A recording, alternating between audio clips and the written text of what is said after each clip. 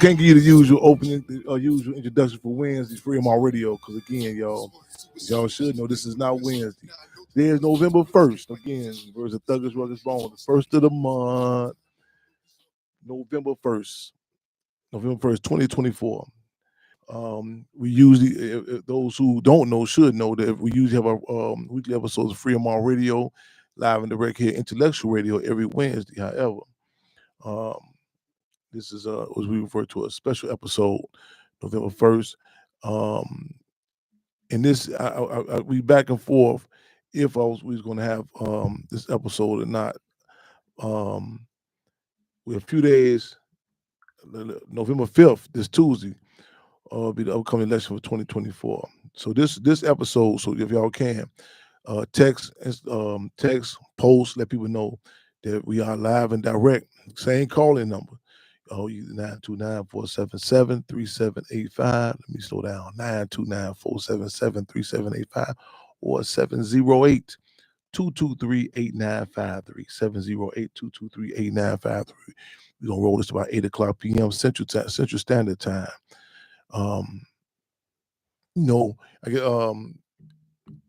I guess every other, every election or whatever, what I'm saying. And I know sometimes you hear so much it becomes like redundant. This is the do or die election. People say if you don't, you got to vote. This is the most important election of your lifetime, this generation. This is people discussing this, on and so forth. In our community in particular, a lot of times it really doesn't hit.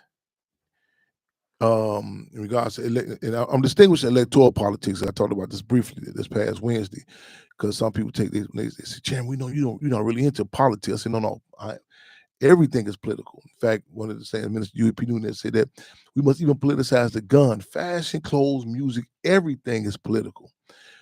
The dynamic of electoral politics is a different dynamic. And myself, as well as many others, in many cases, we are. I can see like. It's disengaged. It's a disengagement for a number of valid reasons. Because a lot of times we're not, issues that impact our community, saying are not acknowledged, and we're like, we're spoken down, we're spoken to, and it's like, to come out like, a lot of times it's a race and a class arrogance to tell what, that we have this civil duty to come out. And then people say, well, I never seen these different people, talk to us before.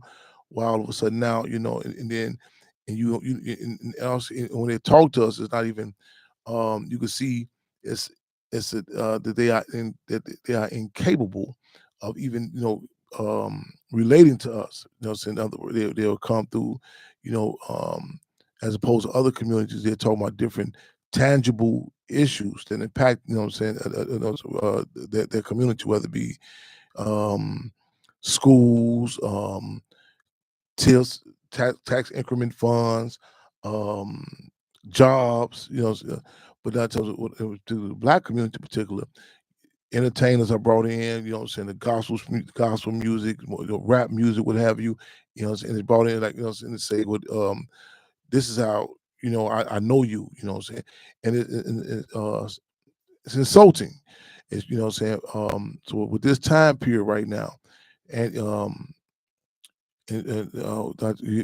heard me on different occasions, use terms like reactionary times and as opposed to revolutionary times, and and I recall some years back when they had the Vote or Die campaign, and people was talking this from different hip hop artists was pushing the whole line Vote or Die, and our position was that what are these respective individuals? What is their position in regards to reparations, in regards to political prisoners, in regards to a campaign we've been pushing for quite some time called the AAT bill, the African Anti-Terrorism Bill, the terrorism that we as the people are subjected to.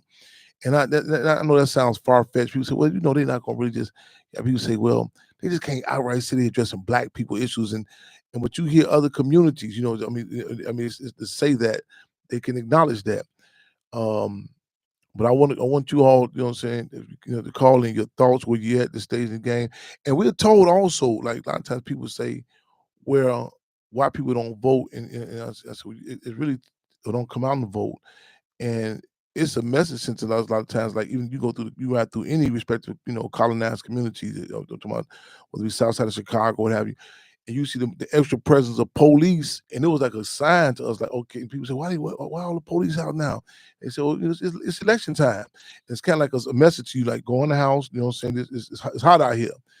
And even some people have even correlated to today with a lot of the different arrests that's been happening with different, individuals in the hip hop arena. Some people saying, well, it's just it's an attack on hip hop or rap, the rap music, whatever, or just even doing, saying what is the political connection with the timing, with the elections coming up, so on. I want you to know your thoughts, and like, just even in this in some cases, many cases, when there's a battle of imperialism. Case examples can be like World War I, World War II, where the Unions and the Confederacy, feudalists, Democrats, Republicans, where they're engaged in battle. You're able to catch out certain to seize the time and say, okay, why, what's your position about this, how this dynamic impacts our respective community. So with that being said, indigenous community, the native people, native community, they did the Trail of Truth, and they're in DC right now, and people saying, what made Biden, U.S. President Biden, all of a sudden this even acknowledge the indigenous community? And I was talking how they just came through. He made stops at the Hampton House and other places too, and they talk about issues such as federal recognition for the Mohican tribe, also the case of long-held political prisoner Leonard Peltier. And so just even you have to seize the time just to get these matters put forward. And we know definitely the question of the political prisoners is something that that's definitely be tied into any agenda with our people. And I overheard a young lady yesterday at the courthouse at the press conference. I don't know if she's a relative or spokesperson, but case with Young Thug in Atlanta, who was subsequently released, and like they said, it was one of the longest, if not the longest trial in the state of Georgia's history. And his father was on there speaking at the end. And actually, you go back in archives, his father has been a guest on Freedom Radio several times. Yeah, Young Thug's father several times been a guest on here, and he was saying, he was talking about the whole the cap he had on. Yeah, I guess the opponent who's running for district attorney in Atlanta, and the young lady said something about this is something. She said, I haven't heard this. She said they talking about the contradiction within the case, and everyone was talking about this, the blatant contradiction. Like some people say it was comical, funny. You had different, the YSL, Woody, saying, but people was making jokes about the courtroom dynamics that was happening at the courtroom, but really, it's sad because I mean, it's what they call people getting what they call football numbers. Serious time and the repercussions. You know what I'm saying? And also, even after him, there's other people who still going to court, and even contradiction, like people who you can clearly see have issues with mental illness, sit on the stand, and you go back through cases in Cook County, Chicago alone, and you go back and say, how is this person being used that to get somebody locked up? These are these are some of the type of contradictions that should be addressed in a real objective way. Because like we talk about, like even the Black Panther Party platform, one of the demands was a jury of our own peers, and that's something so you talk about in courts. Comedian James Richard Pryor say Black people go down to court looking for justice. All we find is just us. And we make comedy out of certain things. Like I say, but you see these people you see the snippets all on Instagram. People in the courtroom, they ask them questions, they laugh. The judge, even the previous judge in the case, and Thug's attorney had brought up a legal contradiction, say, I forgot this legal term, say, did you have an actual meeting with the prosecutors without our presence there? And the judge in his arrogance said, who told you about that? And the lawyer said, no. That's not the question. Did you have a meeting with this witness, and the prosecutor without our presence there? And they push, and with the judge is like, no, we holding you in contempt because you didn't tell me who told you that. And typical tactic a lot of time what the state does, we call it sidetracking of the slave. With certain people, like when Rodney King was beaten, the question narrative came to the point where was he speeding or not? You have people like Mr. Larry Hoover and other Mr. Imam Malik, Jeff Ford, the Mumia Abu Jamal, whatever. The sidetracking becomes where are these individuals, are they gang leaders, so as opposed to the actual contradiction with the case. So that's what it's called sidetracking and slave. But with that being said, y'all, we live and direct, y'all. We rolling. So whatever candidates whatever potential candidates I want to encourage them to call in. You know what I'm saying? I'm putting this out there officially. You know what I'm saying? People say, Chair, body run for president gonna call in, but whatever is a serving the people and serving of history. We put it out there. So you know what I'm saying? Because they say this is so tight. This upcoming election and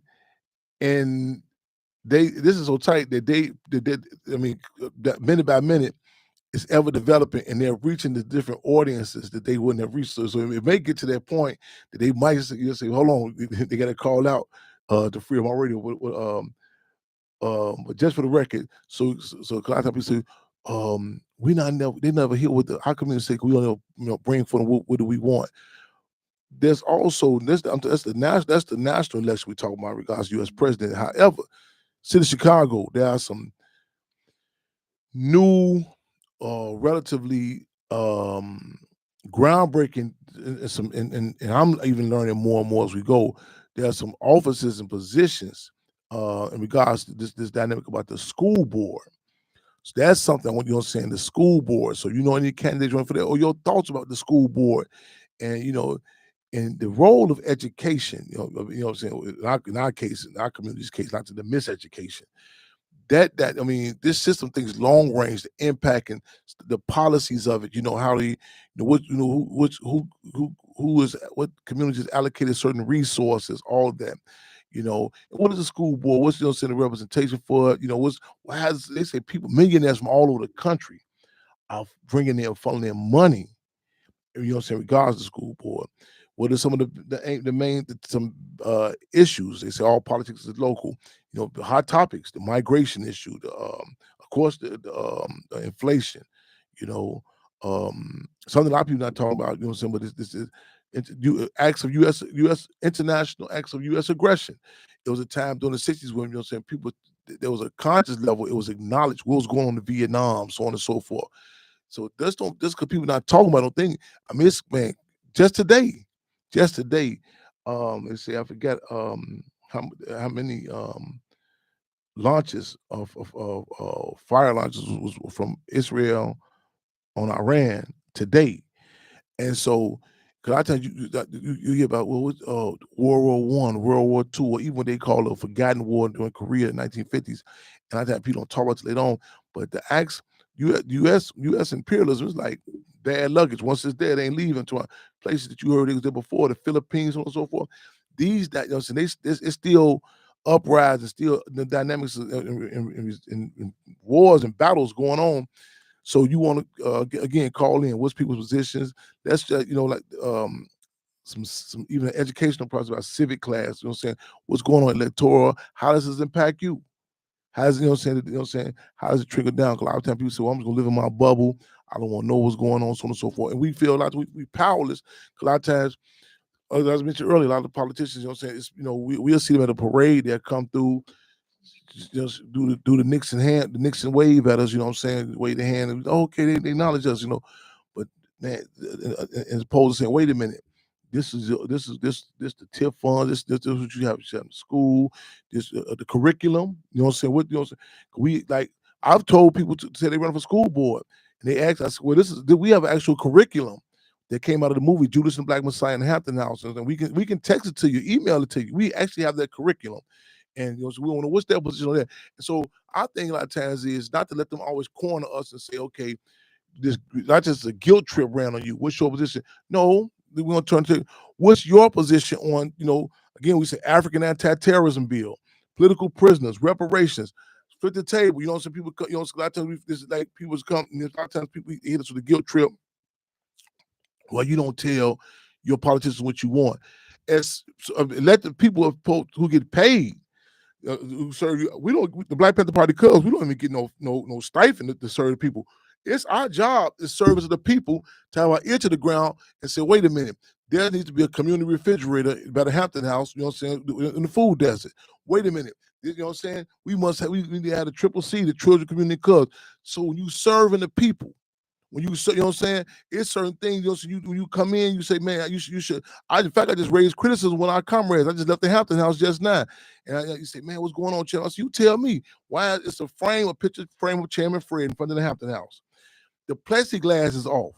I said, man, we need that for 2-3 weeks, man. The rain, everything hitting the chairman. He said, oh man, nobody calls. What you mean nobody called you, comrade? I say, this your job.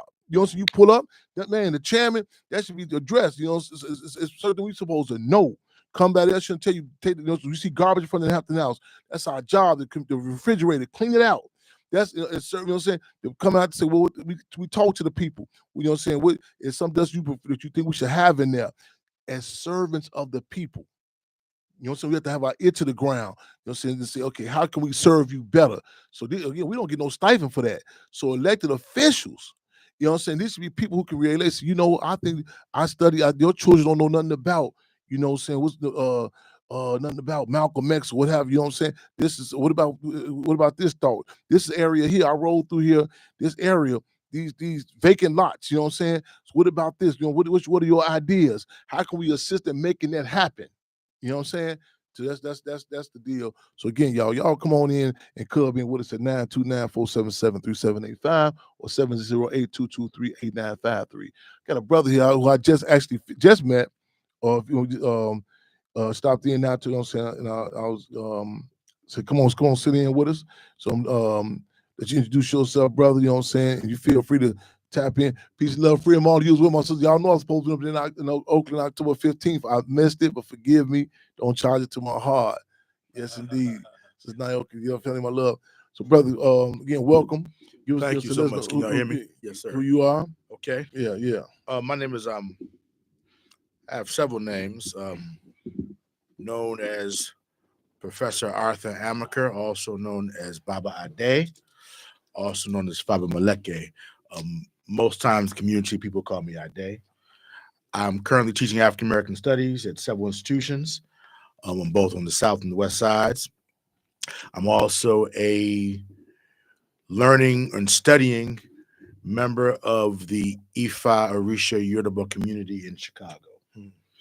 So I'm more than overwhelmed and pleased to be here with you today and to talk about anything you want to talk about. Politics is right up my alley.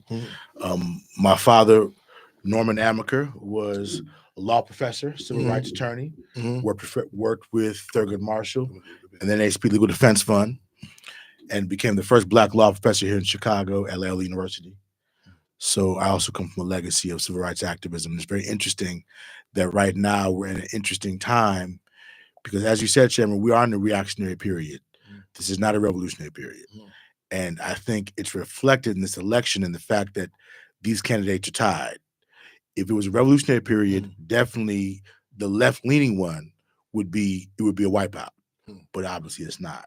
So I think a lot of that has to do with the fact that the Democratic Party has probably shifted more to the right in recent years and really has taken the Black vote for granted. And like you said before, there needs to be a quid pro quo relationship in our politics. In other words, if we're going to vote for you, what are you going to do for us? What particular program that we have on the plate are you going to support? And I think right now they have yet to really kind of say that. I know Kamala Harris has reached out to Black men in particular, but what I'm seeing so far is kind of a more of an empty rhetoric. Dr. T.S. Johnson, who has a platform on YouTube, talks about the Black male agenda. And I think he's even presented this to the Democrats. However, I think they've been ignoring it. What is again? The Black male agenda. Dr. T.S. Johnson. He has a podcast on YouTube. You can look him up there. And he's called the Onyx Report. And he talks about the Black male agenda. And it seems as if the Black community in general is being taken for granted by the Democratic Party. The Republican Party also has its issues, of course. Unfortunately, Trump, I believe, has a lot of people around him who can be dangerous, particularly when we talk about the Supreme Court. There was a very strategic move that Trump made when he tried to go ahead and put conservative judges on the Supreme Court, because, as you know, those are lifetime appointments. Yeah. So if you reiterate that, you want you a Supreme Court. That's it. You in there. So if you stack the Supreme Court with conservative judges, then anything that we're trying to do in terms of progressive policies can be just cut down. Yeah. Right.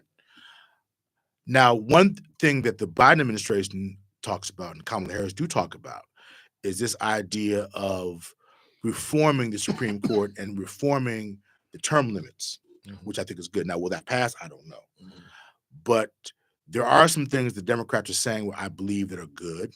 However, she has undeniably dropped the ball on the border crisis and also on inflation. And those are two things that are hitting Black folks in their pocket, both from competition from overseas as well as this inflation. So that's what a lot of Black men are saying, that, look, is that the best candidate for me to vote for?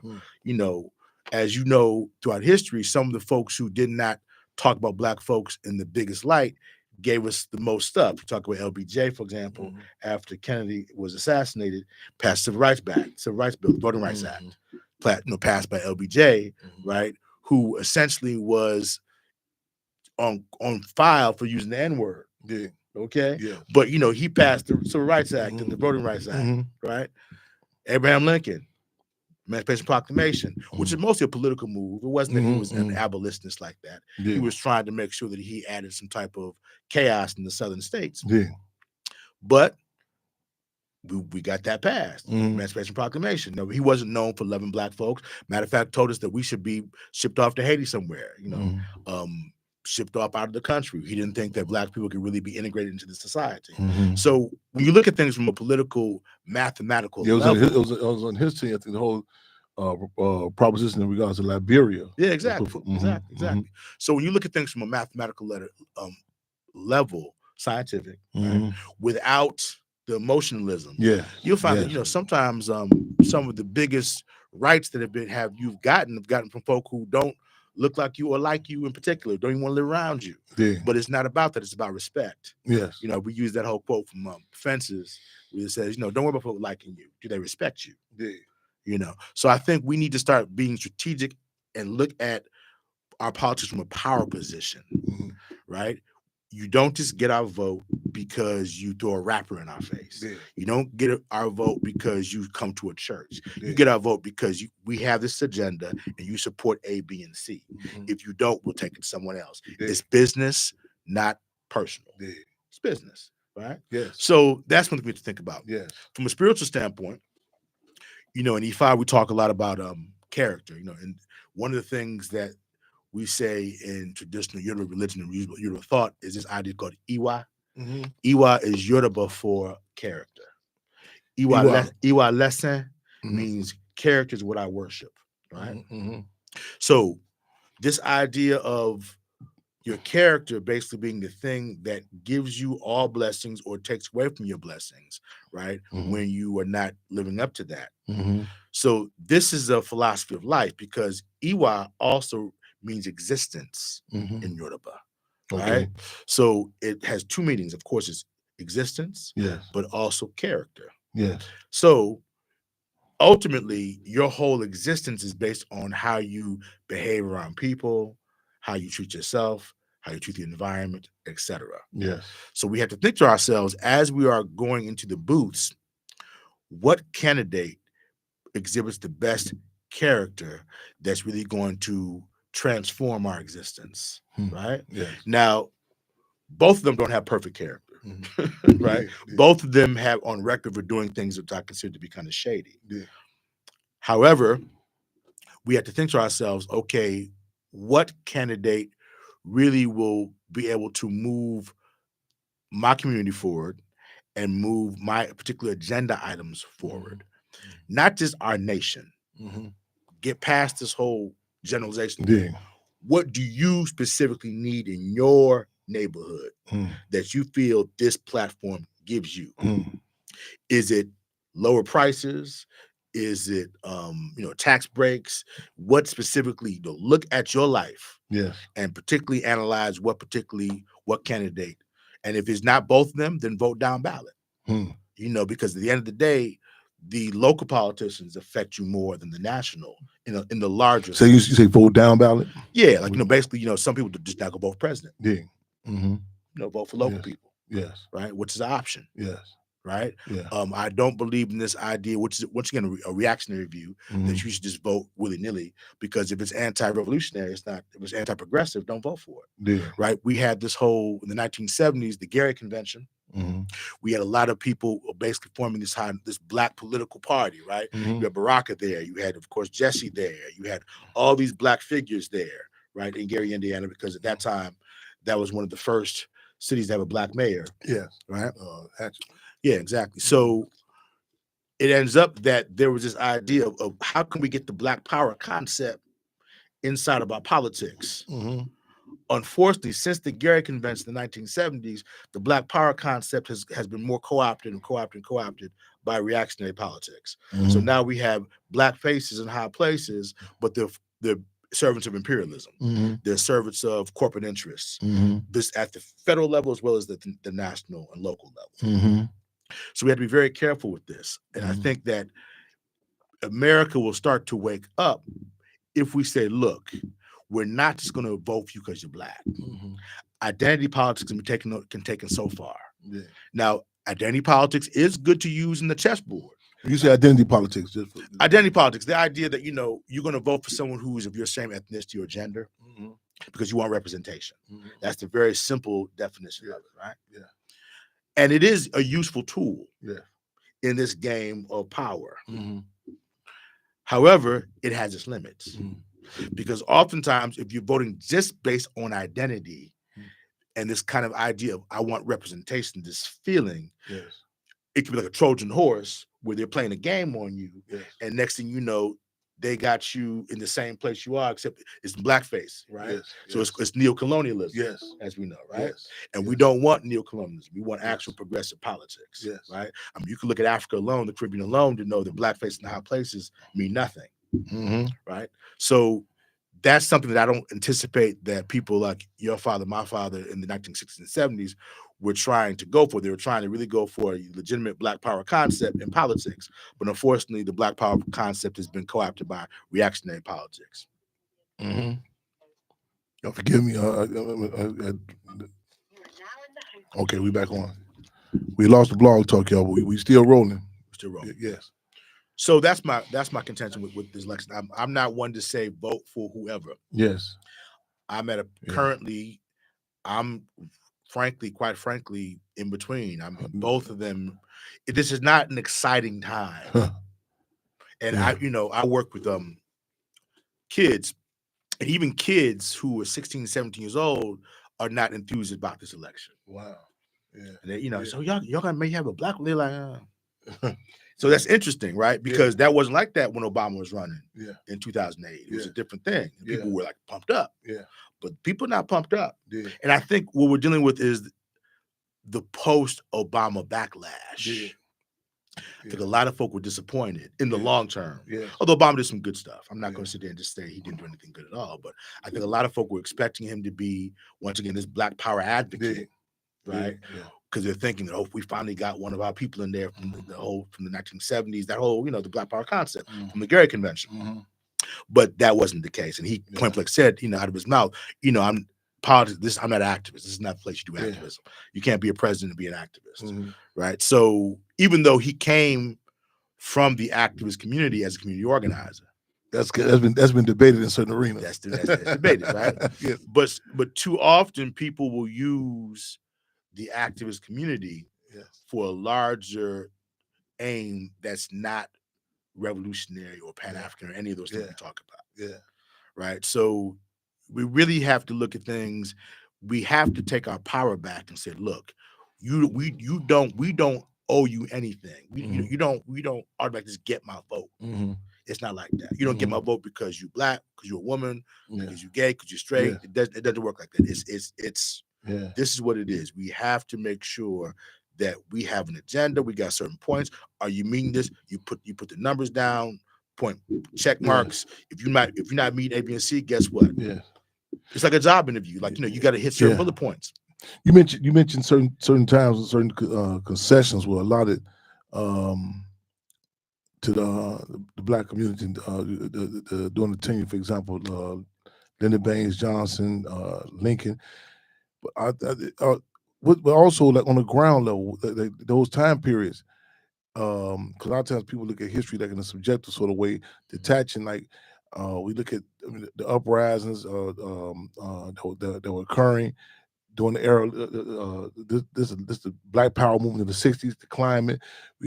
I'm pointing this out a lot of times.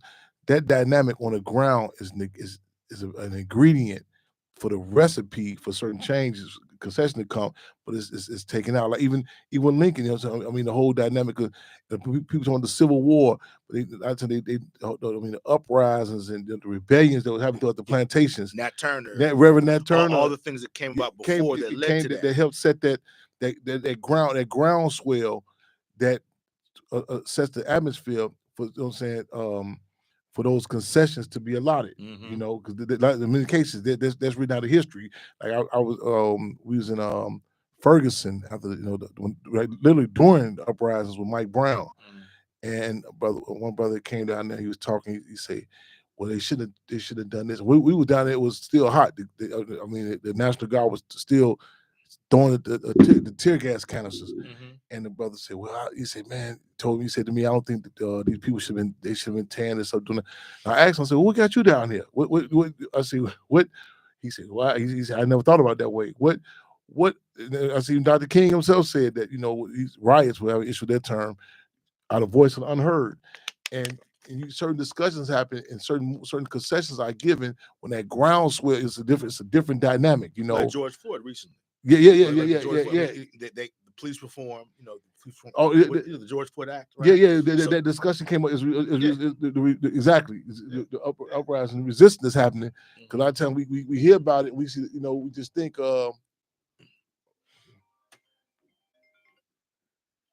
I'm live on the air right now. Sis, call in. I'm live on the air. Eddie Levert, okay. What? Look, oh, brother, respect, right on. Hey, I look forward to meeting you face to face, brother. Yes, indeed. Give my number. Let's do it. I look forward to it. I want to be involved. Please, give my direct number. Yes. Give my number. I look forward to it, brother. Love and respect. Right on. Y'all love and respect. Right on. Yes, indeed. Hey, listen, y'all know, y'all tune into radio stations. We live and direct on Freedom Radio. Hey, call in. Hey, Sadie. Yeah, look at it. Hey, brother, how you feel? Hey, look, y'all call into our radio, so we on the air right now. Call in to Freedom Radio, man. Hey, you, brother. Yes. Hey, Sadie, I'm on the air right now toward the election. Y'all call in. I'm on Freedom Radio right now, but let's connect up. I'm all right. We're gonna follow up. All right. Get a phone number. Yup. And look, man, I appreciate you, sis. Make sure you call me. I'm on the radio right now. Y'all can tune in. I gotta follow up with you this evening also. All right. Yeah. I'm on the radio right now. Right now, Intellectual Radio right now. Okay, I got you. We'll follow up. All right, sis. Right on. Free them all. Right on. You never know how it go. You know what I'm saying? Exactly. The Levert. Y'all know for a lot of you youngsters for y'all times. You know what I'm saying? Yeah, Eddie Levert. Eddie Levert, okay. Yeah. Make sure I say it right because I'm Drew Levert's son. I'm cracking what youngsters don't know. I'm make sure I know what I'm saying. Who I'm talking about. Make sure I ain't out the loop around here. Yeah. Y'all still hear us? Oh man, look at here, man. You can't look at Lou Nail. Oh man, Lou Nail just tapped in with us. Can you hear me? She said, "Bad connection, my friend." Can you hear me now? I had to click over because Eddie Levert was just calling on the other phone, calling directly. Y'all got this is Lunell, we love you. I missed you in Chicago when you was in Chicago. Connection better now. Yes. Hey, Lunell, y'all, those who y'all talking some comedy. That's Lunell, the comedian. Yes. That's the legendary Lunell. She just tapped in. That's the legendary Lunell. Yeah, okay. Yeah. I love her work. Oh, yeah. I love this sister. Queens of comedy. Oh man. I quote on this joke. She came when she came to Chicago one time. It was a big issue. People had to don't call it Chirac, And I told people, I said, man, I'm good with it. It's a brutal term for a brutal reality. But she said, yeah, somebody I came here. They said we don't like this. Don't call it Chirac. She said, have y'all seen the news lately? I love Lunell. Man, yes indeed. She I gotta do this. I gotta throw this back at her too. Because she say one of her biggest regrets, because it was last minute call, Judas and the Black Messiah. Yeah. I'm pushing. I said, gotta get Lunell involved in this. But she was filming something else at the time. We working on another move, and we definitely gotta have her in like a series or something. Yeah, I got utmost respect for her. Bring out here. Yeah. We doing it, Lunell. I don't know if it's we talking about this election now. People, a lot of people ain't talking about it. You know what I'm saying? A lot of people have been talking about it, but what's your take? What do people saying? Because what I'm gathering is folk aren't enthused about it. I go with that. They're talking about it, they're not enthused about it. Right. Yeah. That's why we're gonna do the special. That's a good assessment, and because it's what I'm saying. In many cases, people have not even it's like not even acknowledged it, but it is acknowledged. That's a good assessment. It's not they're not enthused about it, and I don't. I was going to ask too, but like I said, some of these offices, this is new, like the school board. You know what I'm saying? That's something that a lot of people are talking about. They're talking about it too. And that's probably more impactful. Yeah. Like I said, it's like the local stuff is probably going to hit us more, right? Than even do you have your ear to the ground than other states? Is there some other local elections that's buzzing now? I mean, I mostly know what's going to happen in Illinois.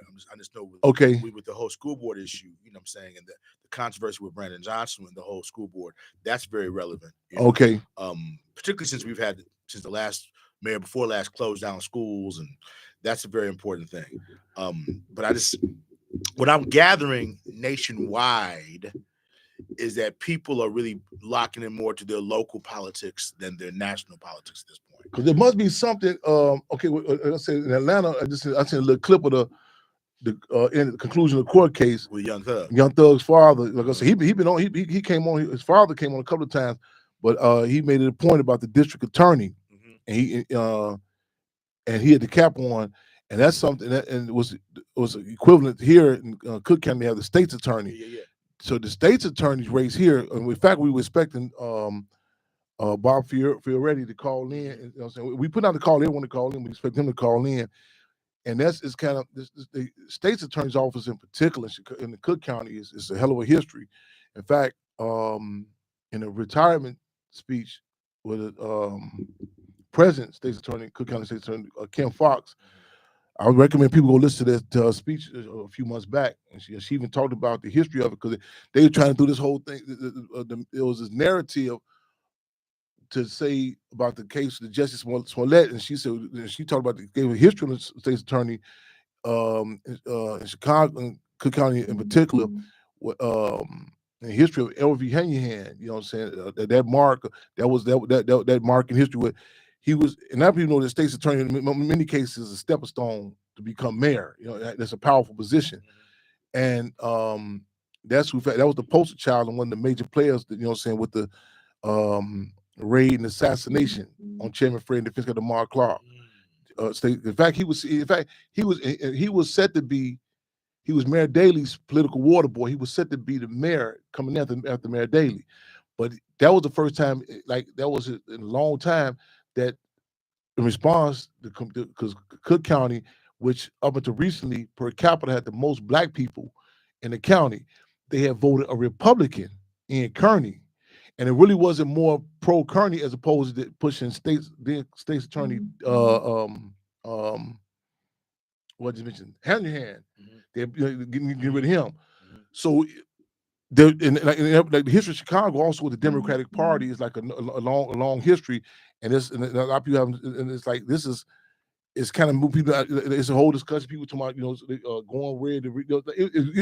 Because Daley won, the one who was over Chicago when your father was assassinated. Daley won, who was a Democrat, right? Daley Senior, Daley Senior. Exactly. He was right? The whole word from the machine. He was accredited one of the most racist out of the whole. Excuse me. Yes, Chicago, yes. He was also accredited. The Daily Machine was accredited with even getting Kennedy in office.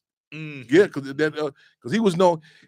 The machine, how oil, the history of how oil it was.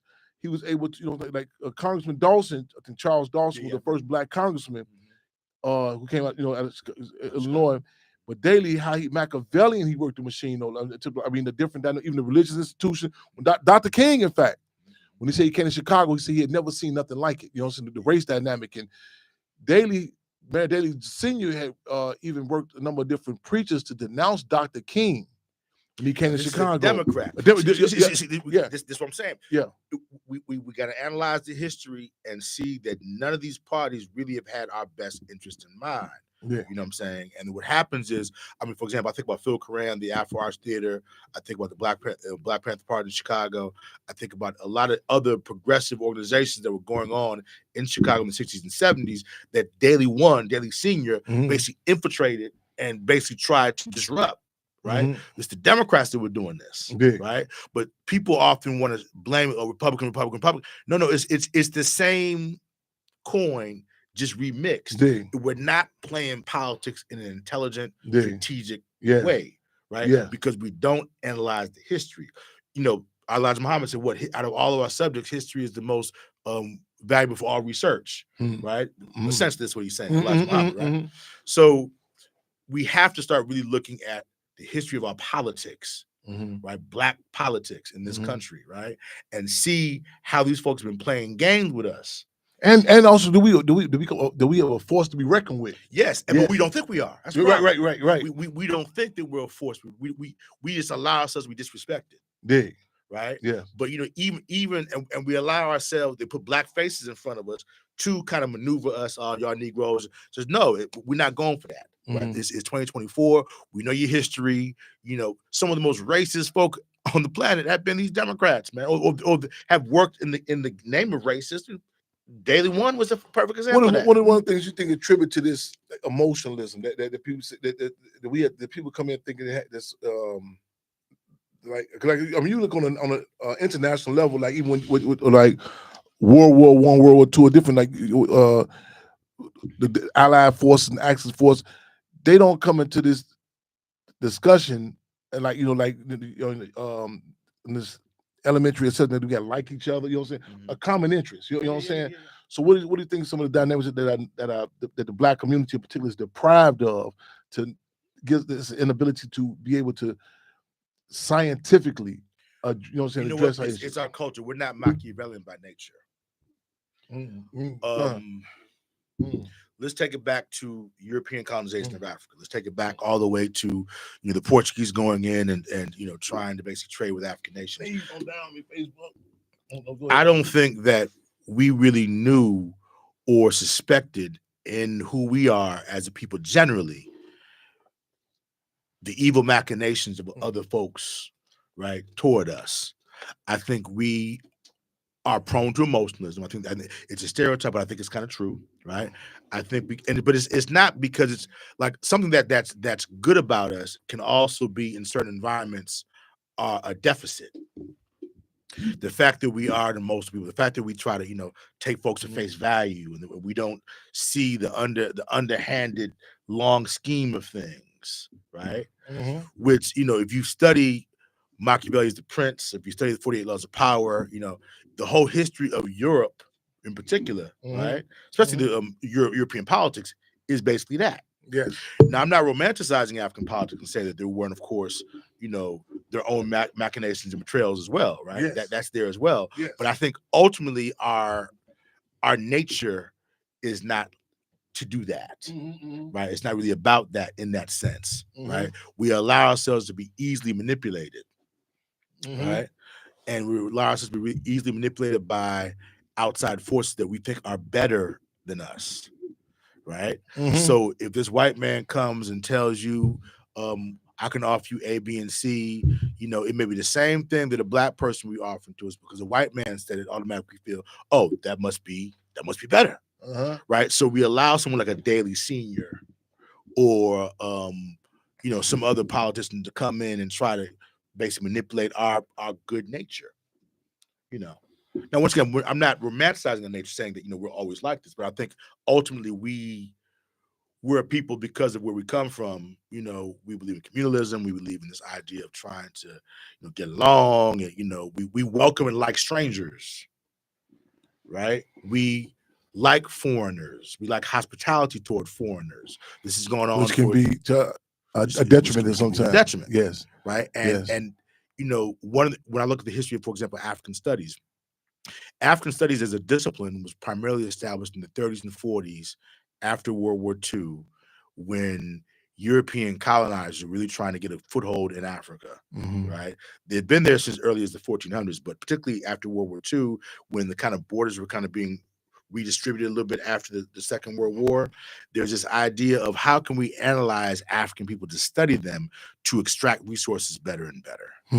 And you don't think these people have noticed our nature and have manipulated that nature? They noticed that we, are people who are friendly towards strangers. Yes. We like shiny things and objects and things that make us feel good. Yes. You don't think that they've noticed this and analyzed this behavior? Yes. You can go to the 1950s. There was I think it was a documentary or a commercial about how to sell to the Negro. Yes. Right. It was a commercial. It's on YouTube. I recommend y'all see it. How to sell to the Negro. Yeah. Right. Yeah. So that shows they've analyzed the psychology of Black folk for a long time, and are able to manipulate our vote, our our goodwill, all those things. And this happens in politics too. It's we're in a alien culture that we're not used to necessarily how to maneuver in. And we have to kind of change our minds, unfortunately, to a more Machiavellian type of way to survive. And so, for those who don't know, Niccolo Machiavelli wrote a book called The Prince. He was a prince. Those I lost some of y'all on Facebook for a minute. I'm recharging. We still live and direct on Freeman Radio, on Intellectual Radio. We on Instagram. Where you at, brother? Are you on social media? Yeah, I'm on Facebook. AI Day Amaker is my Facebook tag. We still rolling. So man, y'all fill out, man. On Facebook, get back in with us. But I was just saying that I think that we're in an environment. You mentioned Niccolo Machiavelli. Machiavelli is the Prince. Yeah, that's a book that came out.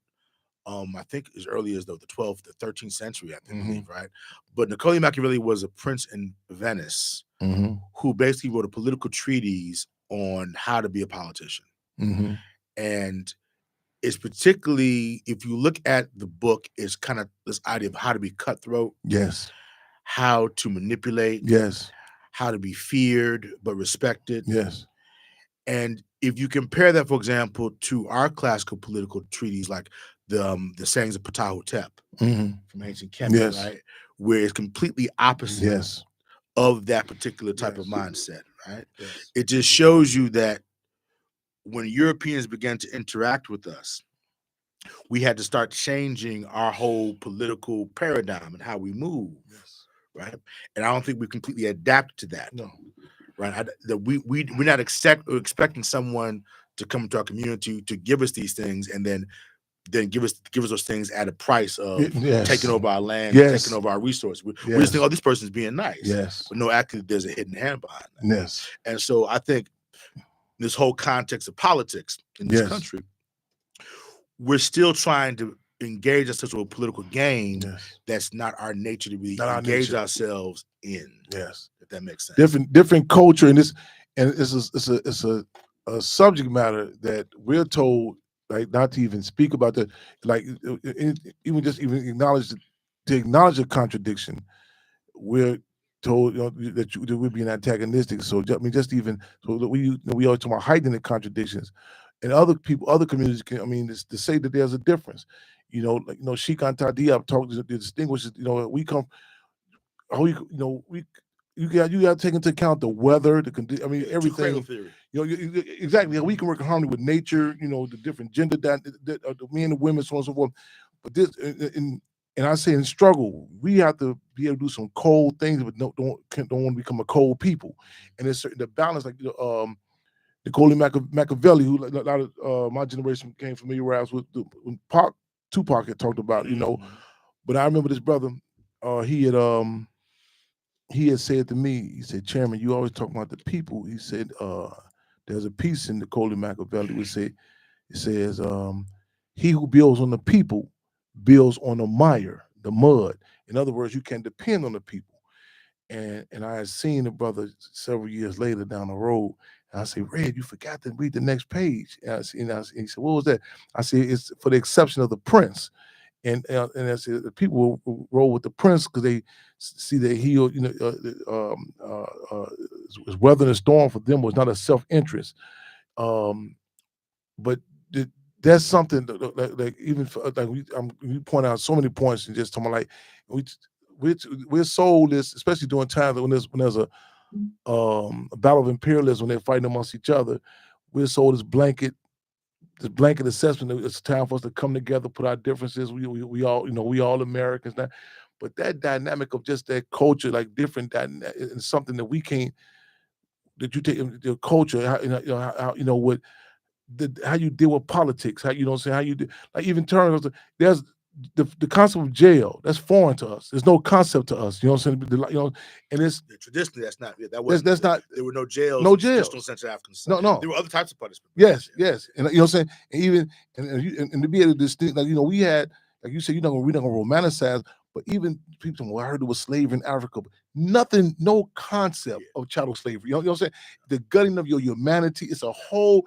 And one of the setbacks with us is that, I was actually debating with a brother the other day. He was saying, I said, we can't fathom. He said, what? He said, yes, I can. We can. He said, I can't. I said, brother, I say, I say, there was a meeting with prison wardens throughout the state of Illinois some years back, I think in the late 80s, early 90s. These prison wardens had got together in Pontiac prison, and they had redesigned the cells of the prison to be shorter than the average man. Then they came out, they put you had to go on a visit with a black net, like an orange, like you carry oranges in, the net, mask over the face, rubber grill over the mouthpiece. I said, brother, I don't know about you. I just can't see us in no meeting. Measuring the cell, thinking long range, how now you're going to see people going to come out, they're not going to be standing up erect no more. The long range, you know what I'm saying? The dynamics, crack. To come out, if it be exposed later, that the more melanin you have in your skin, more easily addictive you have. And then we're sold these reactionary logic that you just somebody they're a bad person, or what I'm saying, as somebody is actually put the studying, you know what I'm saying, put someone said that, what I'm saying, the dynamic, we can't even fathom it, and like you said, when you come in with the politics, your word, how we contracts, how we deal with each other, it's a different dynamic, and there's something, and it's not built for us, you know what I'm saying, and it's we to acknowledge that, and to be able to recognize and struggle, and it's like the movie Body Snatchers, you know what I'm saying, and then like the arm was something that can even take us this even the race question, because there are those who they have they've conquered, and they bred, and they may look like us, you know what I'm saying. It's like they have in the zoos, it's a policy, culling, call it culling, and actually, ironically, Brookfield Zoo is the place that is really it plays it's real big. I think in fact it may have been initiated in Brookfield Zoo, where they have a number for all the different animals, and culling an aggression level, a psychological profile on all animals, and say a silverback gorilla is not docile, it's not palatable, it's not broken. They would, and if this silverback gorilla, they have another gorilla, say in London. Though the numbers can have to, they would breed those gorillas to make sure that the physical features of it, just like a silverback gorilla, but a certain a gorilla would say with a backbone, you know what I'm saying, that has some fight in it, won't be produced. They go down and do like the wolves, the Mexican wolves. They would take wolves and they would switch take the babies and put them under the more palatable wolves, snatch them from the mother, rub the scent. You know what I'm saying? And so you're producing a certain feature, you know what I'm saying? And they show the wolves are confused, like, this looks like my baby, but this is not the nature. Yeah. You know what I'm saying? And so as a people, to produce, you know what I'm saying? I mean, this is a system that they know. I mean, to breed athletes and, you know what I'm saying, to get entertainers, the dynamic of it, but not, you know what I'm saying? I mean, I tell people with the Black Panther part, they create organizations. You know what I'm saying? They create individuals that say we want this, but don't want this. You know what I'm saying? And again, we can't even fathom it. You know what I'm saying? And it had to be. And I tell you, when you look at different movies, they walk in, and they ask the police come in the room, they would ask the woman, "Do you have any children?" That's not a question. That's a statement tapping into that maternal that maternal core. You know what I'm saying? Connection. You know what I'm saying? And they exploit these. These are dynamics that we have, but how to. You know what I'm saying? To make anything an antagonistic contradiction. This is as opposed to what Sheik Antadia to where we come from. This system breeds one comes at the expense of another. You know, if you be a successful warden, people have to be in prison. In order to be a successful dope dealer, people have to have habits. You know what I'm saying? You know what I'm saying? Even take stuff, like it doesn't create nothing. You know, it takes and exploits. You know what I'm saying? And it corrupts. It's like the coca leaf in Afghanistan, which is something natural. You can see people walking there and with the plants, they chewing a coca leaf. This system to take it and put the chemicals on it, you know what I'm saying? To come out with the crack, to take any different natural organization. You know, so the street, what they don't know. You got these youngsters talking about hollering gang, but it takes something that's natural, is tribes and organization, to take that dynamic and corrupt it in any arena. You know, the old saying go, whenever black folks roll 2 nickels together and make a dime, white folks make it a crime. Any phenomenon, and what is something we always miss in any that we negate, and that's an attack on us. You know, we say, well, we just come together, we stick together. We done done this in Tulsa, Oklahoma. We done this, you know, sticking together. We was in Africa sticking together. But this, as soon as they see it, it needs that. You know what I'm saying? It has to conquer us. You know what I'm saying? To kill us one way or another, physically. You know what I'm saying? To take that self-determination away from us, and you know, and like I said, we don't even fathom that. We come in. See, this is why what's get history so important, because we've been analyzed by Europeans from as early as the 15th century with the whole age of exploration, right? Mm-hmm. So when the Portuguese started to come into West Africa, go down to Mauritania, to the Bight of Benin, they were analyzing and taking note on us. Mm. Even before the transatlantic slave trade and importing us over there, they were kind of observing, right? Yes. Now you go in the plantation and they start really observing our behavior and experimenting, right? Mm-hmm. So a lot of you talked about this idea, we talked about the gorillas and how they were doing things in the zoo. I mean, you know, that's the same things they were doing to us on these plantations. I was just watching a documentary that for generations, they wouldn't send actual doctors to plantations to treat the slaves. They would send veterinarians. Yes. You see, Goodbye Uncle Tom? Yeah. Recommend everyone, please. People, they were like, you know, people that you would send for dogs, yes, and horses, they were sending on us, yes, right? So there's always been this manipulation of black people as if we're like animals that should be genetically modified. Yes. You see that also now they're genetically modifying our food. Yes, right? Yes. This has been in their minds for generations. they've been studying us. Like I told you before, I'm in Africana studies, but African studies in particular, the origin of that is white people who basically trying to better colonize and understand the Negro. Yeah. Even the religion that we practice, Ifa, which is from the Yoruba people of southwestern Nigeria, some of the first people to write about it and the first people to really analyze it were Europeans trying to study, what is this about voodoo? What is this about Ifa? What is this about these different African religions? What is this about the Dogon of Mali? And how are they able to track Sirius B without using a microscope? Yeah. How are they able to find out these things about the creation of the universe that is so accurate? Yes. Right, without a microscope, right? Yes. They're just analyzing and continue to analyze to this day, but analyzing us for manipulation. Yes. For better manipulation, for better strategic pushing us out gradually. Yes. So this is what I'm saying. We have to be very conscious, once again, back to our politics. Yes. There's a game behind the game. Yes. And we have to be aware of it. And they will put people who look like you and I in front of us, right? To continue this mechanization of manipulation and modifying because someone like Obama or Harris says, okay, eat this product, but they're getting backed by some of these companies who are doing this GMO, genetically modified stuff, right? Yeah. But they're getting paid by them, but yet they're black. They'll say eat it, and we're going to sit there and eat it. Oh yeah, because we're emotional. Yes. Oh yeah, we eat it. Because once again, like I said before, what's good about us is also not good about us. Yes. Right. Yes. So we have to. I think we're at a time where we're starting to wake up.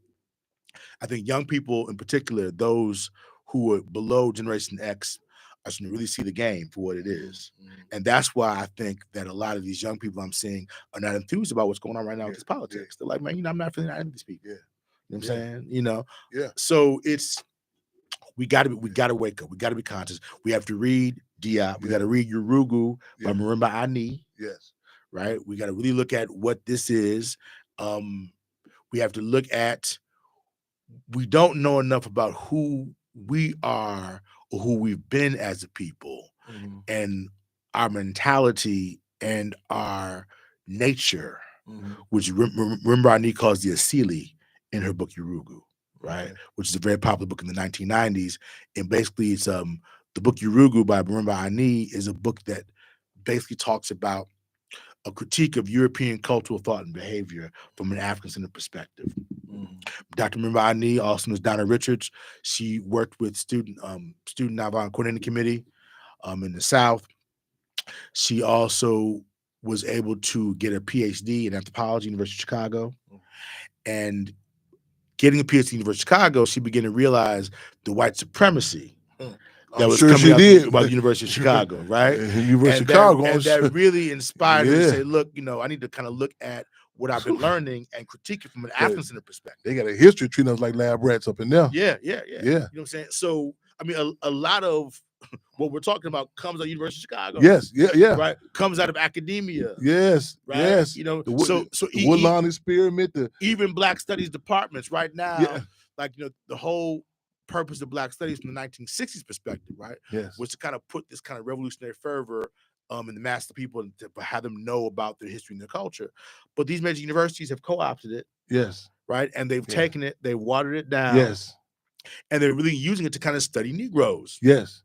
Yes. You know what I'm saying? To get us to do certain things, right? Yes. And they even put these prominent Black scholars, you know what I'm saying? Yes. To come in front of us. But they're really trying to manipulate us as well, right? Train you to make, all this. So a lot of what happens in this country, the masses, the grassroots created, and then the powers that be manipulated. No doubt. For their own Machiavellian or Uruguayan, what you call it, interests. Well, to continue our destruction, because it's all part of the Ma'afa. Ma'afa is a key Swahili word that means destruction. Yes. That Dr. The Holocaust. That Dr. Marimba Ani came up with, the scholar I'm talking about who wrote Urugu. Yeah. You mentioned the youth, the youngsters, the 15, 16 years, how they're not just, they're not sipping the snake oil. You just can't sell them anything. And one dynamic, saying that's a necessary ingredient with that, even if it's in most cases it's in a reactionary way, but that's something that should be noted, that because a lot of times what's sold to us is they'll place a generation over you and say, well, just follow this lead. Don't challenge. Don't question mama or daddy. Don't question. Go along. This is sold to you. And I mentioned before that was how we look at it. We good. Here we go. Yeah, we good. Okay, that was when I talk about like during the '60s, you had a generation. And this is like even I'm kind of hesitant. I'll be hesitant about using the term the great migration because sometimes it kind of just say we just we just decide to come up north, negating it. A lot of our uncles and mothers, aunties, and the land was stole, raped for it. Saying, like leave them down south too. And but so people really wasn't settled up north, and so you had a generation coming up, saying, man, we love you, mom and daddy, but we didn't know what that white Jesus on the wall, you know what I'm saying? And that's something that's because we're sold the thing like, or don't challenge, don't, you know what I'm saying? Don't disagree, but you said, like right now, these youngsters, they're not going for it, and this is prime time because their pores are open also, you know what I'm saying? Because it's pros and cons there, because it can be reactionary, what you say like that too, but to say no, this is just we against this structure don't mean that we just want for no structure. You know what I'm saying? We need a position. I tell people we had a people's convention we convened this past December. I said, well, when y'all get tired of running around with the donkey and the elephant, come on see what the Black Panther talking about. You know what I'm saying? And it's prime time, like I said, the almost with a politic, you know what I'm saying? Because a lot of times we're told that we don't got nothing. In other communities, you know what I'm saying? And we have a history, you know what I'm saying? And we got, a lot of times we like the last call for alcohol. I've seen all these different, you know what I'm saying? They tried this, tried that. And respectfully say, to your parents, you know what I'm saying? I mean, I love you, like, man, this is, you just can't pass this down to me. Yeah. I'm going along, you know what I'm saying? That's how they kept a lot of plantations in place also, and be I tell you this, Harriet Tubman, she left some straw by her husband and made her move and come on back, you know what I'm saying? Because sometimes you can't, and that's even it was a Civil War. They say it was, biological brother challenging his biological brother. They be able to combat their liberalism. To say, say, hey, hold on, this is, man, it was a time Malcolm X gave the knowledge. I think it was a 14, 15-year-old in China, 14, 15-year-old young lady in China, young girl. She had a 45 to her father's head. He say, why are you doing that? She said, he betrayed the revolution. And that change, you know what I'm saying? That's a hard discussion to have. That's a hard discussion to have, to be able to come to grips with that, because again, they'll pass down this. They're how you run a plantation. They'll come and break one generation. Say, okay, for it. In prisons, they would open up a new prison. They would bring some of the individuals that worked with their program. They would get people who were documented rapists, documented cooperators, put them in there. I watched this. They open up a new prison, have them there, and the youngsters were going, and they would start. They don't read no orientation manual. They would pick up this their first time. They would start doing certain activities. Whoa, bro, where you get that from? Oh, I seen such. I said, no, that ain't cool. You know what I'm saying? But that's how this, how they break generations. You know what I'm saying? So we have to be able to challenge to be able to challenge that. Something can be respectfully. I say, and I had a discussion recently. Brothers called me and said, man, he said, I know you be going through a lot of struggles, different people trying to hijack the legacy of the Black Panther Party, so on and so forth. He said, man, don't let them elders saturate. He said, you hold the past, brother. It's not just no elders. I say, it's some youngsters. I say these contradictions that transcends generations. You know what I'm saying? And we have to be hiding those contradictions, like, you know what I'm saying? Because there are some casualties of us. That's what we romanticize it. Say we have casualties too. You know what I'm saying? We have to be clear of that. And there's, I got family members. I tell you, the movie Godfather get Fredos. I get Uncle Fredos. You know what I'm saying? Real talk. You know what I'm saying? And we have to be clear on that. And that's something a lot of us we want to pick and choose. I said, no, man, it's fertilizer, but there's some shit out here too now. Yeah. I mean, it's sad that we live in a day and age. Well, it's been like this since the dawn of time, but sometimes you can't trust your family members. Yeah. You know what I'm saying? I mean, you think people who, will have your same blood, and folks automatically are loyal to you, and it's not always like that. Come on. Oh, yeah. Sometimes you can't trust. We got so good back. Talking. Yeah. No, so sometimes you just can't trust your family members. I mean, you would think that people who have your same blood automatically have your back, but sometimes your own biological children or your own biological mother, father, brother, sister, uncle, they be the main ones to sell you out. And that's a difficult discussion, and that's difficult. But that's been going on since the dawn of time. That's not anything that's new, right? Yes. That was going on in Africa, going on in Asia, all over, right? So when we talk about these things, I don't want us to think that we come from a culture that's always been perfect, because if it was perfect, the slave trade wouldn't have been able to happen, right? Because at the end of the day, African chiefs were manipulated into that. You know what I'm saying? But there are certain essentials to being an African. Yes. And focus on family and community is number one. Yes. Right. If you look at, there are certain trends throughout the African continent and the African diaspora that are consistent. I got to jump in, bro. Fictive kinship.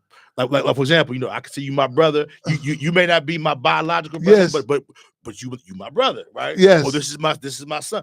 It's fictive kinship that goes back, that we always have had. You know what I'm saying? And also this idea that spirit is important.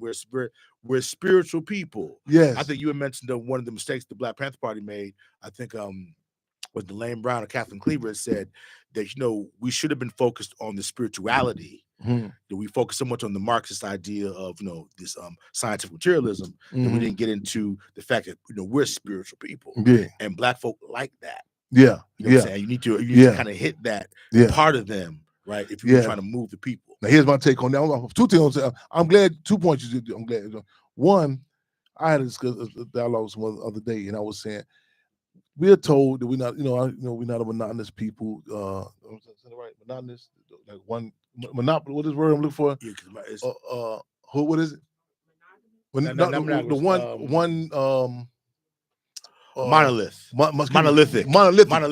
Monolithic people. And I agree with that. I say, however, there are certain constants with the Black community, because this vagueness people try to play on us all the time. I said, no, don't y'all see? There are certain things that in the Irish community or the Mexicano community, there are certain things that are consistent with the Black community. And I'm with you too on the second point. I think also that a lot of because I was speaking one time, and a brother, before he introduced me, he said, I know he's listening too. He said, I know the chairman don't believe chairman not very religious, and he don't, and I spoke. I said, let me be very clear. I say, it's things that when I was in particular when I was locked up, that I cannot scientifically explain. And I be praying on the battlefield when I'm out there getting down. And I think a lot of times that even with the dynamic of culture, people, there's a misnomer with revolutionary, something that does not acknowledge. But one brother in my defense, he said in prison, he said, no, chairman brings a football to a football field. You know what I'm saying? And and also there was some people that their contradictions early on, before even becoming even in the Black Panther Party or any revolutionary organization, it heightened to the point, but it was there all the time. You know, so those, like I said, you got to keep him like that. I have some forces to, you know what I'm saying, that brought we all come on our baggage, and sometimes some things are taken as a party line, which is individual. Like, you know what I'm saying? The structure is able to, like, some is magnified. Some forces issues say some, I tell you, don't take for granted all women, Black women have seen a Black man, and vice versa. You know what I'm saying? They may have seen some of my reactionary forces they make a joke when they debate with each other one day. He said, man, you don't respect Black women. And he said, what you mean? He said, I got 8 kids. Another guy said, I know all 8 mothers. You really ain't never had no Black woman. You know what I'm saying? And with the price, when you heighten the contradictions, a lot of times movements are getting it's magnificent. So that's not the party line. That's their individual. They don't, you know what I'm saying? And to be able to say, you know, so I think a lot of times I know when we be organizing people, a lot of people don't think that, you know what I'm saying? They say, damn, Chad, you know, we just came back with the Dakotas, in the indigenous community. And when the natives had said to me, said, Chad, what do you be saying? You say before you eat, you know what I'm saying? And you know, and I, you know, so it's an African pledge. I see, you know what I'm saying, for our movement, I'm very spiritual, but the deal is something that like a lot of people they can't hear it either though. You know what I'm saying? It can be right there. It can be premature. They go back like in the music industry. It's the people who've been saying. It's a brother out of Chicago. He does security. For years, he's been talking about different contradictions in the music industry. But now people can hear it. But you know what I'm saying? If people say, why nobody never talked about this, so on and so forth. You know, and you say no, and like the writing was on the wall. You know what I'm saying? But the time and all it has to be. You know what I'm saying? Like it's some. Like Pac was saying, and you can see him like fighting to articulate certain things, you know what I'm saying? But the people say, well, no, he didn't say that. He said, no, because like that movie, A Few Good Men, said, can't handle the truth. So a lot of times people, because it's not said to them, I recall growing up, people say, man, you know, so you like a Muslim? You feel what I'm saying? You know what I'm saying? And there's no slight in Islam, but they couldn't even fathom. You know what I'm saying? Because the context was given to them. This is this. In fact, I'm gonna close out in a minute. We're gonna close out. We said it's a series, the OGs, Original Gentlemen. And first doing the commercial, me and the brother was laughing because he said, I said, no, it's a phenomenal piece. I recommend everybody check it out. But you got people from all different walks of life. You got Minister Rico, you got Bishop Don Juan, you got OG Swan, you got different, all, you know what I'm saying? But Chairman Fred is a revolutionary. A lot of people, they were like, okay, what is it? The sister from Haiti said to me one time, she said, I don't really get you.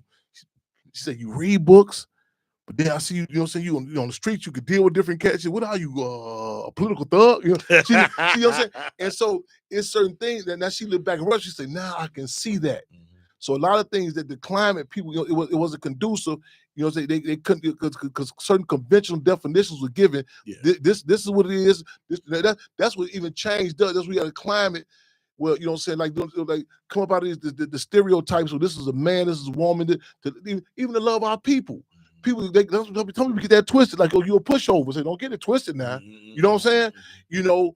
CeeLo Green he made a joke one time. He say they be after the concert they be talking and he's talking to some sister. They even hang out. She said, "Oh, you are so deep, brother." And she said, "No, I still was trying to talk to you, sister." But the mindset was there was no frame of reference of like a brain and a brawn. The brain is opposed to brawn, and that like the spirituality. It's, you know what I'm saying. A lot of times it's there. You know what I'm saying? But people don't, it's not given to them in the conventional definition. Here's the thing. Traditionally, we as African people, and let me talk about the context of Ifa and Yoruba in particular, right? It's like spirituality is everything that you are. You know, it's something that you incorporate in your whole life, in your whole culture. It's how you name yourself, what your name means, how you walk, how you talk, how you create clothes, how you create fabric, your language, yes, right? What you eat, what you don't eat. See, but what happens is with Islam and Christianity in particular, the mindset shifts from the African perspective of like this indigenous approach to religion where it's everything that you do and it starts to separate it as something that's only done here at this place or done at this time of day or done over there. It's not a lifestyle. It's not exactly, it doesn't determine, you know, necessarily, you know, how you dress and other type of thing. Yeah. So ultimately, you know, your spirituality shows in how you interact in nature and existence, how you interact with people, right? Yes. That's what shows your true spirituality, not necessarily where you worship at. Because as we say in Ifa, you know, character is worship, right? Iwa lesson, right? So how you interact with people daily is spiritual. Some of the most spiritual people I've ever met in my life, folks who never went to church one day. You know what I'm saying? Yeah, some of those moral people, you know, they never went to a mosque, never went to a church, you know, but their whole energy exude that. Yes. And that is very African. That's our culture. Yes. And that's consistent throughout traditional indigenous cultures in Africa, Native America, Asia, right? Yeah. And right now we're entering an age what some astrologers call the age of Aquarius, where we're moving back into indigenous religions, indigenous nature-based religions, right? So this is why I think you're seeing a lot of folk now who are leaving church and leaving the mosque, and they're trying to really research and search for like what were my ancestors doing? You know what I'm saying? I think these answers are being found in these nature-based religions, like Ifa, like traditional Native American cultures, traditional Asian cultures, because those are spiritual practices that incorporate every aspect of your life, right? And all aspects, how you speak, what you say, what you don't say, your whole character trait, all that is part of the spiritual. Unfortunately, we gonna cub out, y'all. This is a special episode. We want to thank Intellectual Radio. If y'all check back, brother, you got to come back with us. I appreciate this. Yes, we sir. Appreciate you. This has been informative. Hey, yes, indeed. So y'all tap back in with us, y'all. We definitely gonna look forward to this Wednesday because that's gonna be after Tuesday. So we gonna I'm expecting some. Can I leave my contact information? Please, bro. So if folks want to reach out to me, they can email me at ADEART, the number 7 at hotmail.com, ADEART, number 7 at hotmail.com. You can also check me out on Facebook.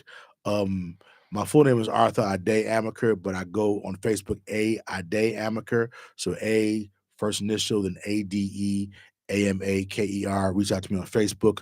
On Instagram, I'm an Amaker Consulting as well. So I'm available for any future talks or things that would deal with African spirituality, that deal with politics and consulting.